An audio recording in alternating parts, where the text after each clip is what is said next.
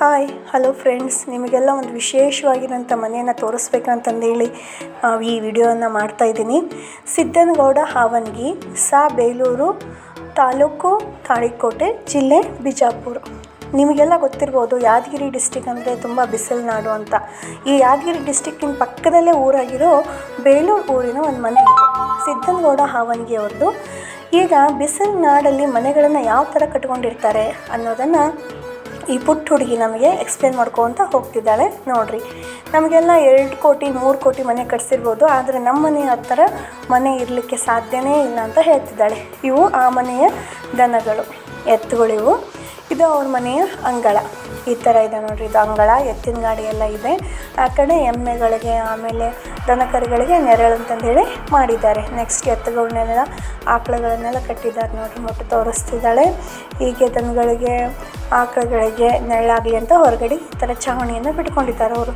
ನೋಡಿರಿ, ಈ ಮನೆ ಮೇಲ್ಗಡೆ ನೋಡ್ತಾ ಇರಬೇಕು, ಈ ಥರ ಕಳಶಗಳನ್ನು ಮಾಡಿರ್ತಾರೆ. ಪ್ರತಿಯೊಂದು ಮನೆಗೂ ಈ ಥರ ಕಳಶಗಳು ಇರ್ತವೆ. ಈ ಮನೆಯ ಹಿರಿಯ ಅಜ್ಜಿ ಇವರು. ಆಮೇಲೆ ದನಗಳಿಗೆ ತಿನ್ನಲಿಕ್ಕೆ ಅಂತಂದು ಹೇಳಿ ಮೇವಿನ ಮನೆ ಅಂತ, ಗೋದ್ಲೆ ಅಂತಂದೇಳಿ ಕರೀತಾರೆ. ಆ ಗೋದ್ಲೆ ಈ ಥರ ಕಟ್ಟೆಯನ್ನು ಮಾಡಿರ್ತಾರೆ ಸಾಲಕ್ಕೆ. ದೊಡ್ಡ ಹೈನುಗಾರಿಕೆ ಮನೆ ಇದು. ಇದು ಮನೆ ದ್ವಾರ ಬಾಗಿಲು ಒಳಗಡೆ ಹೋಗ್ತಿದ್ದಂಗೆ ಈ ದ್ವಾರ ಬಾಗಿಲ ಕಟ್ಟಿ. ಇದು ಕಟ್ಟಿ ಅಂದರೆ ಇಲ್ಲೆಲ್ಲ ಏನು ಮಾಡ್ಕೊತಾರಂತೆ, ಬೆಳೆ ಬಂದಿರ್ತದಲ್ಲ ಅದ್ರ ಚೀಲಗಳು. ಇವ್ರು ಗಿರಣಿಯನ್ನು ಮಾಡ್ಕೊಂಡಿದ್ದಾರೆ ಇವ್ರ ಮನೆಗೆ ಸ್ವಂತಕ್ಕೆ, ಜೋಳದ ಗಿರಣಿ ಅದು. ಈ ಥರ ಕಟ್ಟಿ ಮೇಲ್ಗಡೆ ಎಲ್ಲ ಬಂದಂಥ ಬೆಳೆಗಳನ್ನು ಚೀಲದಲ್ಲಿ ಹಾಕಿ ಸಪ್ಪೆಗಳನ್ನು ಹಾಕೋದು, ಅದನ್ನೆಲ್ಲ ಮಾಡ್ತಾ ಇರ್ತಾರೆ. ಇದೆಲ್ಲ ದನಿನ ಮನೆ, ಅಂದರೆ ದನಗಳನ್ನು, ಕರುಗಳನ್ನು ಕಟ್ತಾ ಇರೋದು.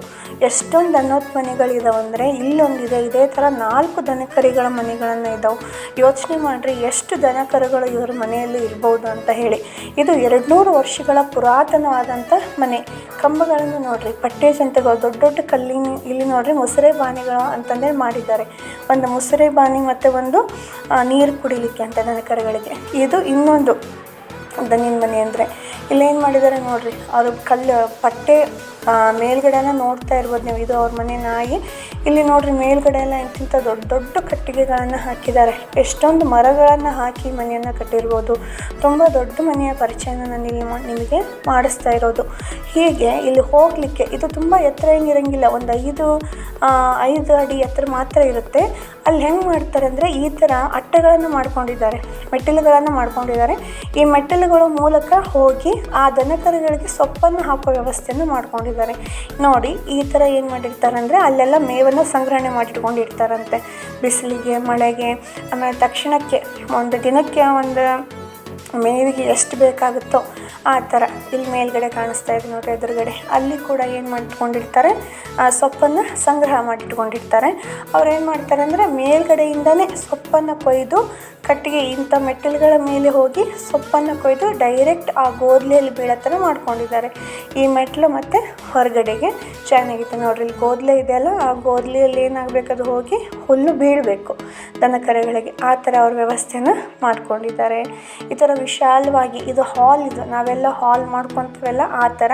ಈ ಹಾಲ್ ಹೆಂಗಿದೆ ಅಂದರೆ ಓಪನ್ ಹಾಲ್ ಇದ್ದಂಗೆ, ಸ್ಪಷ್ಟವಾದಂಥ ಗಾಳಿ ಬೆಳಕು ಬರಲಿ ಅಂತ. ಈ ಕಡೆ ಬಿಸಿಲಿನಾಗಿರೋದ್ರಿಂದ ಆ ಮನೆ ಮಗ ಅವನು ಪರಿಚಯ ಮಾಡಿಸ್ತಾಯಿದ್ರು. ಇದು ಹಾಲಲ್ಲಿ ನಿಮಗೆ ಹೀಗೆ ನೇರವಾಗಿ ನಡ್ಕೊತ ಬಂದರೆ ನಾವಿಲ್ಲಿ ಹೋಗ್ತಾ ಇರೋದು ಹಾಲ್. ಇದು ಈ ಹಾಲಲ್ಲಿ ಸುಮಾರು 200 ವರ್ಷಗಳ ಹಿಂದೆ ಕಟ್ಟಿರೋ ಮನೆ ಅಂತ ಹೇಳಿದೆ ನಾನು. ತುಂಬ ನೋಡಲಿಕ್ಕೆ ತುಂಬ ಚೆನ್ನಾಗಿದೆ. ಈಗ ರಾಜರ ಮನೆಗಳು ಇರುತ್ತಲ್ಲ ಆ ಥರ. ಇಲ್ಲಿ ಇದು ಅಡುಗೆ ಮನೆಗೆ ನಾವು ಹೋಗ್ತಾ ಇರೋದು. ಆವಾಗಿನ ಕಾಲದ ಅಡುಗೆ ಮನೆ. ಯಾವ ಥರ ವ್ಯವಸ್ಥೆನ ಮಾಡಿದ್ದಾರೆ ನೋಡಿರಿ. ಆಗಿನ ಕಾಲದಲ್ಲಿನೇ ಹೊಗೆ ಬರಬಾರ್ದು ಅಂತಂದೇಳಿ ಆ ಥರ ಗಾಳಿ ಹೋಗಲಿಕ್ಕೆ ಮಾಡ್ಕೊಂಡಿದ್ದಾರೆ. ಮತ್ತು ನೀರಿನ ವ್ಯವಸ್ಥೆಗೆ ಹೌಸ್ ಮಾಡ್ಕೊಂಡಿದ್ದಾರೆ. ಇದು ಬಚ್ಚಲ್ ಮನೆ. ಅಡುಗೆ ಮನೆಯಲ್ಲಿ ಉರಿ ಹಚ್ಚಿದರೆ ಇಲ್ಲಿ ಬಿಸಿನೀರು ಬರುತ್ತೆ, ಆ ಥರ ವ್ಯವಸ್ಥೆಯನ್ನು ಮಾಡಿದ್ದಾರೆ. ಅಡುಗೆ ಮನೆಯಲ್ಲಿ ನಾವು ಏನು ಬೆಂಕಿ ಹಾಕ್ತೀವಲ್ಲ, ಬಿಸಿನೀರು ವ್ಯವಸ್ಥೆ ಬರೋ ಥರ ಮಾಡ್ಕೊಂಡಿದ್ದಾರೆ. ಇದು ಅಡುಗೆ ಮನೆ ಆದ ತಕ್ಷಣ ಇಲ್ಲೆಲ್ಲ ಕಟ್ಟೆಯನ್ನು ಮಾಡ್ಕೊಂಡಿದ್ದಾರೆ. ಡ್ರಮ್ಮು, ಸಿಂಟೆಕ್ಸು, ಆಮೇಲೆ ಅವಾಗೆಲ್ಲ ಹಂಡೆಗಳು ಇಟ್ಕೊಂಡು ನೀರನ್ನು ಶೇಖರಣೆ ಮಾಡ್ಕೊತಾ ಇದ್ರು. ದೇವರ ಮನೆ, ಹುಲಿಗಮ್ಮ ದೇವಿ ಪ್ರಸನ್ನ ಅಂತಂದೇಳಿ ಬರೆದಿದ್ದಾರೆ. ಇದು ದೇವರ ಮನೆ. ನೋಡಿರಿ, ಇಲ್ಲೆಲ್ಲ ಮೇಲ್ಗಡೆ ನನಗೆ ನೋಡ್ದಂಗೆಲ್ಲ ಆಶ್ಚರ್ಯ ಅನ್ನಿಸ್ತಾ ಇದೆ. ಇವ್ರ ದೇವ್ರ ಮನೆ ಈ ಥರ ಇದೆ. ಕಟ್ಟೆ ದೇವರುಗಳೆಲ್ಲ ಇದ್ದಾವೆ.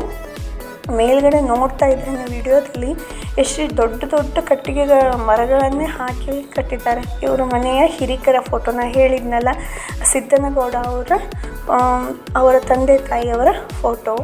ಇದು ಒಂದು ಹಾಲು, ಇದು ಒಂದು ಮನೆ, ಹಾಲಿಗೆ ಅಟ್ಯಾಚ್ ಆಗಿರುವಂಥ ಮನೆ. ಇಲ್ಲೆಲ್ಲ ರೇಷನನ್ನು ಇಡ್ತಾ ಇದ್ರಂತೆ, ರೇಷನ್ನು, ಹಾಲು, ಆಮೇಲೆ ಮಾಡಿದಂಥ ಅಡಿಗೆ. ಇದು ಅಜ್ಜಿಯವರ ಪಲ್ಲಂಗ, ಅವರು ಇಲ್ಲೇ ವಿಶ್ರಾಂತಿಯನ್ನು ತೊಗೊಳ್ತಾ ಇದ್ರು ಅಂತ ಹೇಳ್ತಾರೆ. ಈ ಮೆಟ್ಟಿಲುಗಳನ್ನು ನೋಡ್ತಾ ಇದ್ದೀರಲ್ಲ, ಈ ಮೆಟ್ಟಿಲುಗಳು ಟೆರೆಸ್ಸಿಗೆ ಅಟ್ಯಾಚ್ ಆಗ್ತಾವೆ.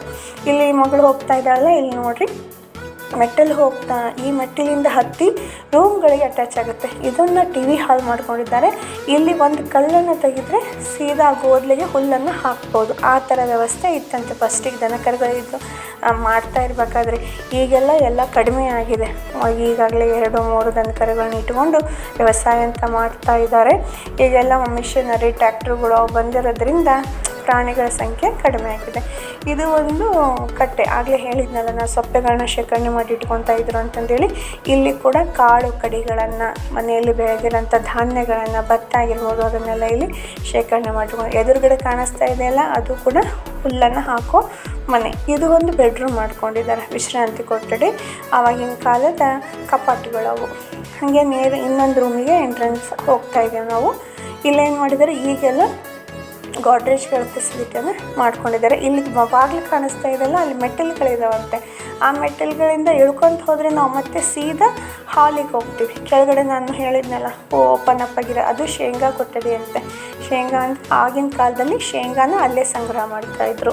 ನಾನು ಹೇಳ್ತಾ ಇದ್ದೆ 200 ವರ್ಷಗಳ ಕಾಲ ಅಂದರೆ ಅಲ್ಲಿ ಪುರಾತನವಾದಂತಹ ವ್ಯವಸಾಯ ಆಗಿರೋದ್ರಿಂದ, ತುಂಬ ಕೃಷಿ ಫ್ಯಾಮಿಲಿ ಆಗಿರೋದ್ರಿಂದ ಅನೇಕ ಥರದ ಧಾನ್ಯಗಳನ್ನು ಬೆಳೀತಾ ಇರ್ತಾರೆ.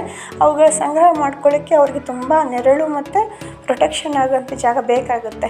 ಈಗ ನಾವೇನು ಮಾಡಿದ್ದೀವಿ, ನಾವೇನು ದ್ವಾರ ಬಾಗಿಲು ಅಂತಂದು ಹೇಳಿ ತೋರಿಸಿದ್ನಲ್ಲ ನಾನು, ಅದರ ಮೇಲ್ಗಡೆ ಇರೋಂಥ ಹಾಲ್ ಥರ ಸಿಸ್ಟಮ್. ಇದು ಆಧುನಿಕವಾಗಿ ಕಟ್ಟಿರೋದು. ಅಲ್ಲಿ ನೋಡ್ಕೊಂಡು ಬಂದಿರೋದು ಅದು ಒಂದು ಸೆಕ್ಷನ್, ಆದರೆ ಇದೇ ಒಂದು ಸೆಕ್ಷನ್ ಆಗಿದೆ. ಇಷ್ಟು ದೊಡ್ಡ ಹಾಲಲ್ಲಿ ಏನು ಮಾಡಿದ್ದಾರೆ ಅಂದರೆ 3 ರೂಮ್ಗಳು ಇದ್ದವು.